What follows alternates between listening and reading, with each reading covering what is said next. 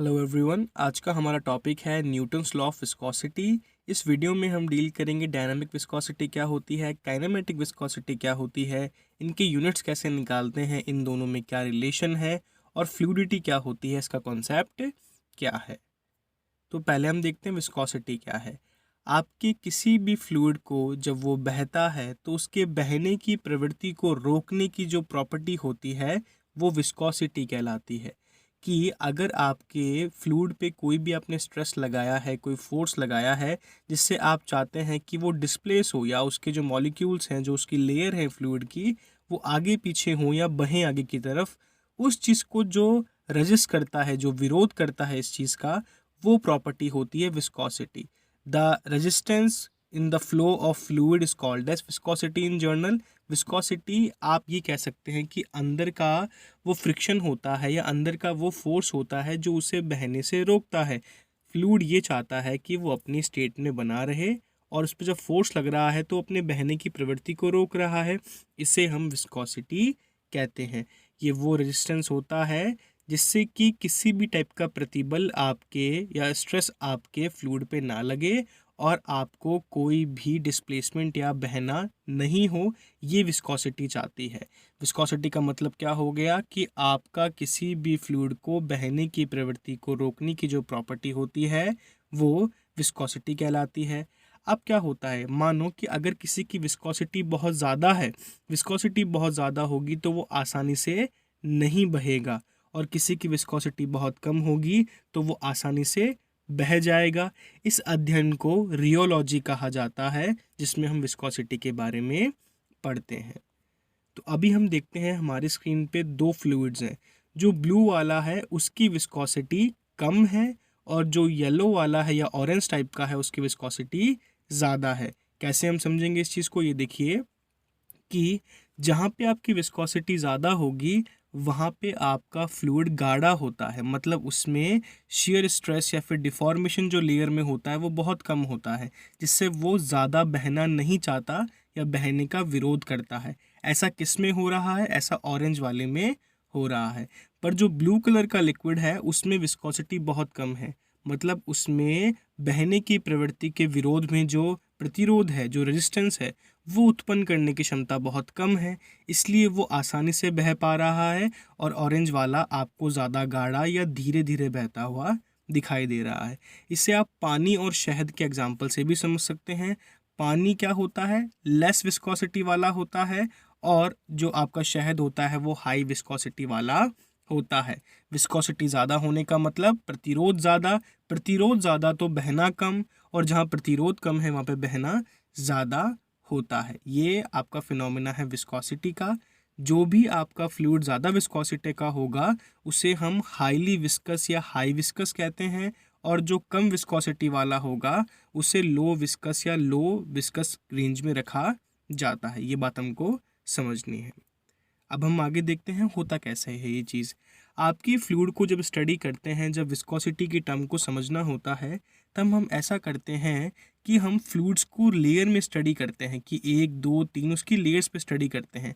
उसकी किन्हीं 2 लेयर्स को लेते हैं, दोनों लेयर्स के बीच में स्टडी करते हैं कि हाँ कितना फोर्स लगाने पे कितना आगे पीछे आपका फ्लूइड हो रहा है, और इस अकॉर्डिंग हम विस्कोसिटी को नाप लेते हैं। चलिए मानते हैं हमारे पास में 2 लेयर है। लेयर मतलब दो, हमने 2 परत ली है, 2 लेयर मान के चली है हमने फ्लूइड की स्टडी के लिए। अब दोनों लेयर्स के बीच में कोई डिस्टेंस होगी, इस डिस्टेंस को मेंटेन करके या प्रॉपर एक जगह पर रखा जाता है।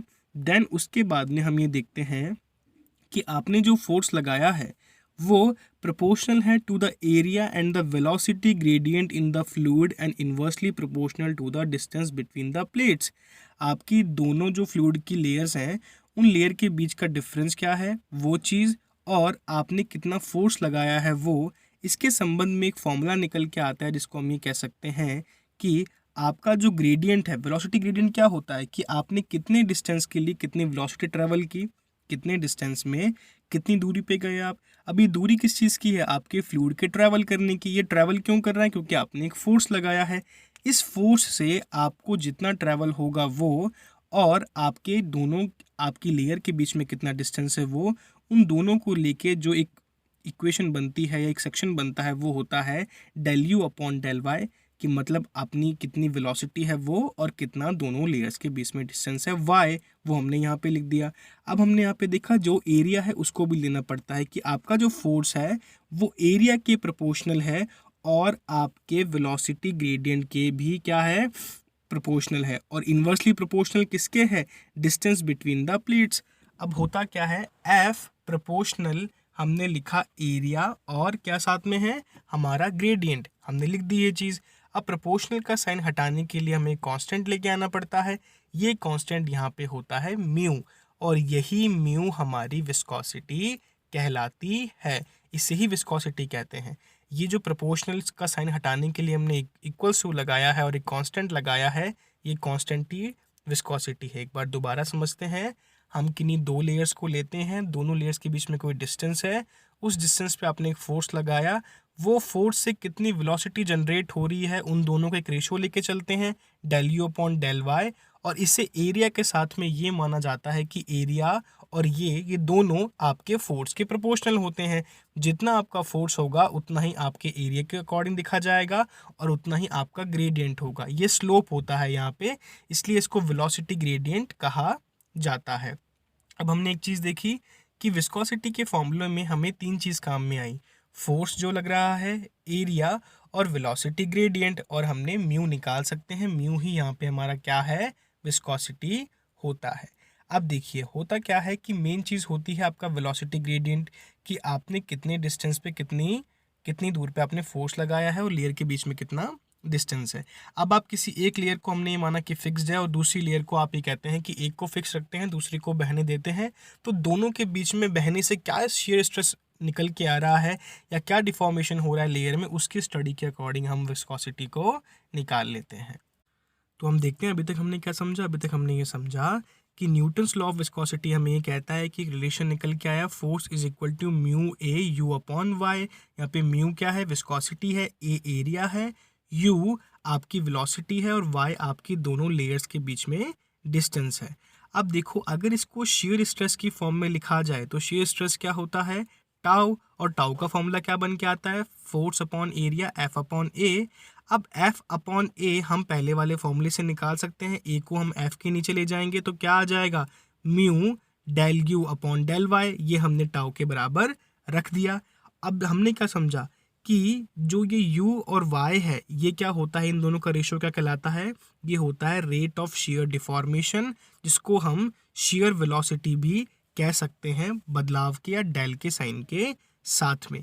ये रिलेशन हमने कब निकाला है, जब हमें शेयर स्ट्रेस की फॉर्म में रखना है। अब हमारा मेन फॉर्मूला क्या बन गया, tau is equal to mu del u upon del y. ये होता है मेन विस्कोसिटी का फॉर्मूला जो आप मैथमेटिकली यूज़ करेंगे। हमने पहले सिर्फ फोर्स के टर्म में लिखा था, पर अब हमने इस फोर्स को शेयर फोर्स की टर्म्स में लिख दिया, इसलिए टाउ लिखा है और म्यू आपकी विस्कोसिटी का साइन है, del u upon del y क्या है, आपका वेलोसिटी ग्रेडियंट है, स्लोप है, जो कि आपकी दोनों प्लेट की डिस्टेंस के साथ में वेलोसिटी के साथ में बन रहा है।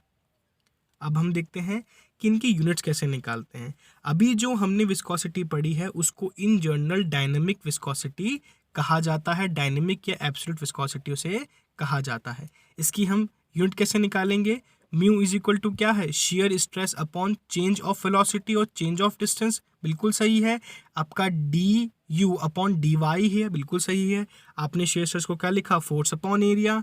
आपने इसके नीचे जो वेलोसिटी और डिस्टेंस इनको प्रॉपर्ली उस अकॉर्डिंग लिखा, और इनका रेशो करने के बाद में आप SI, MKS और CGS में इनकी यूनिट्स को निकाल सकते हैं। बस इन जनरल आप जो लेते हैं वो पास्कल सेकंड लेके चलते हैं डायनामिक विस्कोसिटी की यूनिट को। बाकी आप देखना चाहें MKS में, CGS में, तो आपके स्क्रीन पे आपको दिख रहा होगा, KGF में, डाइन में, सब में दिया हुआ है। अब हम देखते हैं काइनेमेटिक विस्कोसिटी क्या होता है।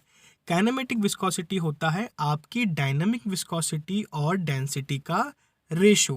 क्या कहा मैंने कि आपकी डायनामिक विस्कोसिटी और डेंसिटी का रेशो क्या होता है, काइनेमेटिक विस्कोसिटी होता है। जहाँ भी आपको डायनामिक विस्कोसिटी कहा जाए या एब्सोल्यूट विस्कोसिटी कहा जाए, इसका मतलब आपसे इन जनरल विस्कोसिटी की ही बात की जा रही है। जहाँ भी क्वेश्चन में विस्कोसिटी लिखा होगा वो डायनेमिक या एब्सोल्यूट विस्कोसिटी ही होती है, दोनों नाम सेम है।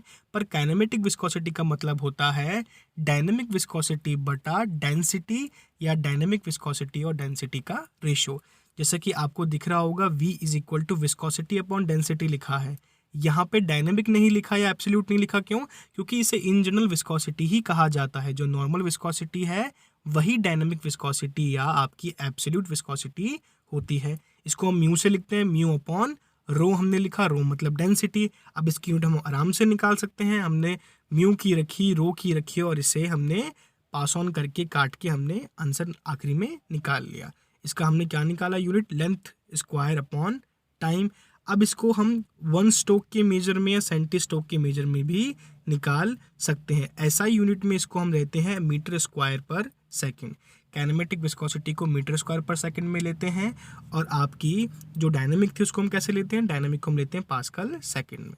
ठीक है, अब हम देखते हैं टाइप्स ऑफ फ्लूइड। फ्लूइड के कितने टाइप होते हैं? मेनली आपके 5 फ्लूइड होते हैं जो आपको स्टडी करने के लिए आपके कोर्स में मिलेंगे, जिनको हम निकालते कैसे हैं, समझते कैसे हैं। हम स्टडी करते हैं कि आप जितना शेयर स्ट्रेस लगाते हैं, जितना फोर्स लगाते हैं, उस अकॉर्डिंग आपको कितना आगे वेलोसिटी ग्रेडियंट मिलता है। कि आपको जितना शेयर स्ट्रेस डेवलप हुआ है आपके फोर्स लगाने से, उसके अकॉर्डिंग आपने कितनी वेलोसिटी या कितना ट्रैवल जनरेट किया है। तो पहले हम देखते हैं आइडियल फ्लूइड क्या है। A fluid which is incompressible and is having no viscosity is known as an ideal fluid. Ideal fluid is only an imaginary fluid as all the fluids which exist have same या some viscosity. इसका मतलब क्या है कि ideal fluid जो है वो सिर्फ हमने इमेजिनरी माना हुआ है कि इसका कोई विस्कोसिटी नहीं है, ये नॉन विस्कस होता है, इनकम्प्रेसिबल होता है। पर ऐसा fluid in general real life में एग्जिस्ट नहीं करता है, क्योंकि हर किसी फ्लूइड की कोई ना कोई विस्कोसिटी हमेशा होती है। रियल फ्लूइड क्या होता है? जिनकी हमें विस्कोसिटी पता होती है, जिन पे हम स्टडी करते हैं, जो प्रैक्टिस में आते हैं, उन्हें हम रियल फ्लूइड कहते हैं। न्यूटोनियन फ्लूइड क्या होता है? जो न्यूटन्स लॉ ऑफ विस्कोसिटी का पालन करता है कि इसमें शेयर स्ट्रेस जो है डायरेक्टली प्रोपोर्शनल किसके होना चाहिए? रेट ऑफ शेयर स्ट्रेन, जिसको हम वेलोसिटी ग्रेडियंट भी कहते हैं। आपके velocity gradient du upon dy को हम क्या कहते हैं? शेयर स्ट्रेन भी कहते हैं। आपका शेयर स्ट्रेस हमेशा प्रोपोर्शनल होना चाहिए रेट ऑफ शेयर स्ट्रेन के, जिसे हम वेलोसिटी ग्रेडियंट भी कहते हैं। अब नॉन न्यूटोनियन क्या होता है? जिसमें आपका शेयर स्ट्रेस प्रोपोर्शनल नहीं होता हो रेट ऑफ शेयर स्ट्रेन के, मतलब जो न्यूटन्स लॉ ऑफ विस्कोसिटी को फॉलो नहीं करता हो। अब आइडियल प्लास्टिक क्या होता है? A fluid in which shear stress is more than the yield value and shear stress is proportional to the rate of shear strain or velocity gradient is known as ideal plastic fluid. क्या लिखा है इसमें? कि shear stress is more than the yield value and shear stress is proportional to the rate of shear strain. कि आपका जो shear stress है वो आपकी yield value से भी ज़्यादा है, मतलब आपका जो लेवल आपको मार्क करके दिया हुआ है उस लेवल से भी आपका स्ट्रेस थोड़ा ज़्यादा है। इस कंडीशन में आप ये कह सकते हैं कि आपका फ्लूइड जो है वो आइडियली प्लास्टिक है। इस टाइप के फ्लूइड को आइडियल प्लास्टिक कहते हैं। बाकी conditions Newton law of viscosity के अकॉर्डिंग ही होती है। अब हम कुछ और पढ़ लेते हैं। न्यूटोनियन क्या होगा? न्यूटोनियन वो जो कि न्यूटन्स लॉ ऑफ विस्कोसिटी को फॉलो करेगा, जैसे कि आपका पानी, आपकी गैस, इनकी एक फिक्स कांस्टेंट विस्कोसिटी होती है। अब देखते हैं शेयर थिकनिंग क्या होता है। शेयर थिकनिंग होता है कि विस्कोसिटी बढ़ती है रेट ऑफ शेयर के साथ में। शेयर थिनिंग क्या होती है? कि विस्कोसिटी घटती है रेट ऑफ शेयर के साथ में। अभी रेट ऑफ शेयर क्या है? कुछ नहीं है, du अपॉन dy ही है यहाँ पे। थिक्सोट्रॉपिक क्या होता है? थिक्सोट्रॉपिक होता है materials which become less viscous over time when shaken, agitated और अदरवाइज स्ट्रेस्ड। कि क्या होता है कि लेस विस्कस हो जाते हैं उन्हें शेक करने पे।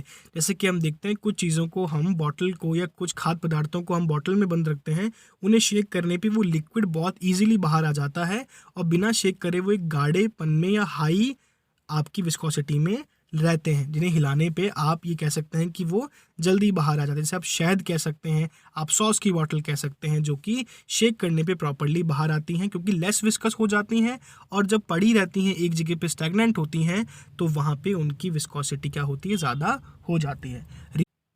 अब हम देख लेते हैं कि रियोपैक्टिक क्या होता है। रियोपैक्टिक को हम ये समझेंगे कि आपका ये फ्लूइड ज़्यादा विस्कस हो जाता है जब आप इसे हिलाते हैं या इस पे स्ट्रेस डालते हैं, उन्हें हम रियोपैक्टिक कहते हैं। और थिक्सोट्रॉपिक क्या था, जो हिलाने पे कम विस्कस हो जाते थे। अगला हमारा पॉइंट है बिंगम प्लास्टिक का। बिंगम प्लास्टिक क्या होता है, जो कि लो स्ट्रेस पे आपके सॉलिड की तरह बिहेव करता है और हाई स्ट्रेस पे एक विस्कस फ्लूइड की तरह बिहेव करता है। अगला हम देखते हैं कि मैग्नेटो हियोलॉजिकल फ्लूइड क्या होता है। मैग्नेटो और हियोलॉजिकल फ्लूइड होता है कि जिसमें when subjected to a magnetic field greatly increase its apparent viscosity to the point of becoming a viscoelastic solid।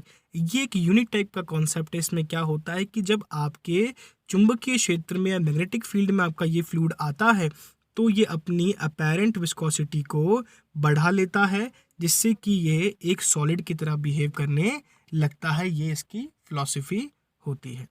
आगे हम देखते हैं विस्कोसिटी के कोएफिशिएंट्स कौन कौन से होते हैं। डायनेमिक हमने पढ़ा, अभी काइनेमेटिक हमने पढ़ा, बिल्कुल समझ में आ गई है वो दोनों चीज़ें। शेयर विस्कोसिटी क्या हो गया, जो हमारी नॉर्मल विस्कोसिटी है उसको हम शेयर विस्कोसिटी के जनरल नाम से भी जानते हैं, जिसमें हम क्या देखते हैं कि हमने शेयर फोर्स लगाया, हमने जो फोर्स लगाया उससे शेयर फोर्स बना। शेयर से मतलब दोनों लेयर्स के बीच में ट्रांसफॉर्मेशन हुआ और एक फिक्स्ड है एक मूव कर रही है, दोनों लेयर में कितना ट्रैवल हुआ उससे हम विस्कोसिटी को निकाल लेते हैं। वॉल्यूम विस्कोसिटी क्या होती है, जब हम वॉल्यूम या आपके मटेरियल की जो क्वांटिटी है उसको लेके हम विस्कोसिटी निकालते हैं। इसे बल्क विस्कोसिटी या सेकंड विस्कोसिटी भी कहा जाता है, जहाँ पे आपका फ्लूइड कंप्रेसिबल होना बहुत ही एसेंशियल होता है। स्टोक्स लॉ के अंदर ये चीज़ आपकी इंक्लूड होती है। अब देखो एक्सटेंशनल विस्कोसिटी क्या होती है, ये आपकी इन जनरल काउंट नहीं होती है, पर इसे इसलिए माना जाता है क्योंकि जब भी आपके फ्लूइड में या किसी भी आपके मटेरियल में एक्सटेंशन होगा, इलोंगेशन होगा, वो बढ़ेगा आगे, तो उसमें कितना बढ़ा है उस अकॉर्डिंग विस्कोसिटी जो निकाली जाती है उसे एक्सटेंशनल विस्कोसिटी कहा जाता है। अगला हम देखते हैं विस्कोसिटी का मेजरमेंट कैसे करते हैं। विस्कोसिटी का मेजरमेंट मेनली 2 मीटर्स के थ्रू करते हैं, एक होता है विस्कोमीटर, एक होता है रियोमीटर। अब रियोमीटर सिर्फ वहीं यूज़ में आता है जहाँ पे आप सिंगल वैल्यू ऑफ विस्कोसिटी से वैल्यू नहीं निकाल सकते, जिसमें आपको ज़्यादा वैल्यू चाहिए होती, ज़्यादा पैरामीटर्स यूज़ में आते हैं। अब हम देखते हैं फ्लूइडिटी क्या होता है। फ्लूइडिटी आपके विस्कोसिटी का उल्टा या रेसिप्रोकल होता है। इसे जिस सिंबल से दर्शाया जाता है उससे आप साइन कह सकते हैं, इज इक्वल टू 1/μ होता है। ये क्या करता है, ये इस चीज़ पे डिपेंड करता है कि आपका किस टाइप का कन्वेंशन आपने यूज़ किया है, और ये विस्कोसिटी का उल्टा होता है। ये आपको ये बताता है कितना इजीली आपका फ्लूइड जो है वो फ्लो हो रहा है, आपकी विस्कोसिटी की टेंडेंसी का फ्लूइड के फ्लो होने पे क्या क्या इफेक्ट पड़ रहा है।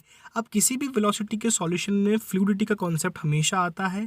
इसके लिए हम एक काम करते हैं कि फ्लूइड के कोई 2 कंपोनेंट ले लेते हैं या 2 हिस्सों या 2 पार्टिकल्स की स्टडी कर लेते हैं। हमने 2 कंपोनेंट ए और बी लिखे।